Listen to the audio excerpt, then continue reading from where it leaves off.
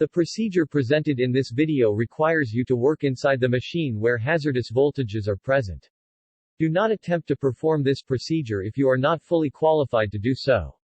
Please follow all safety procedures as mandated by all relevant authorities.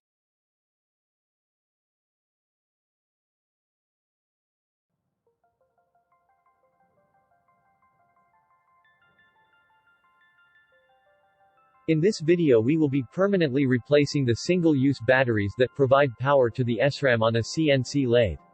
SRAM is a type of memory that stores critical CNC data such as work coordinates, part programs and parameters.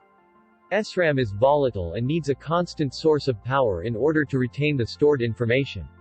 The device in this video replaces the current single-use batteries with a source that continuously provides that power through a set of rechargeable batteries. The batteries charge themselves when the machine is on and discharge when the machine is off. This means that you no longer need to periodically change the SRAM batteries in your machine or risk losing critical data due to dead single-use batteries. Before we begin, it is important to back up your machine. While there is little risk of losing data during this procedure, a backup will ensure that you will be able to recover if anything goes wrong. Please consult your manual for information on the proper backup procedure for your machine. Let's get started. The replacement kit comes with the board, batteries, one power input cable and one or more power output cables. Depending on which kit you order, one or more of these cables may already be attached to the board. First, screw the ferruled end of the power input cable into the power input screw terminals.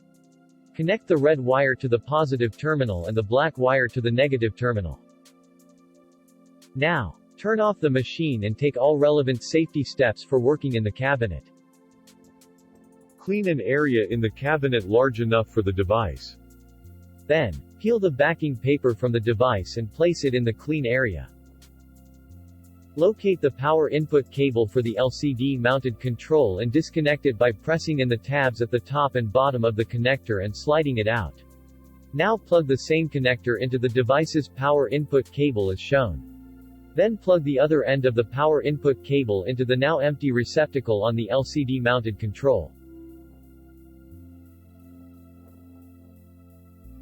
Now, power on the machine and wait until it gets to the home screen.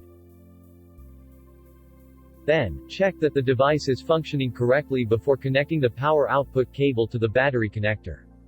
Make sure that the red alert LED on the device is off and the device is not continuously beeping. With the machine on, disconnect the single-use battery from the machine and then connect the power output cable from the device in its place. When you disconnect the battery, the BAT alarm will appear on the screen. After you have connected the device, press the reset button to make sure this alarm clears. And that's it. Installation is now complete. Please visit our website to order battery replacement kits, and for more information.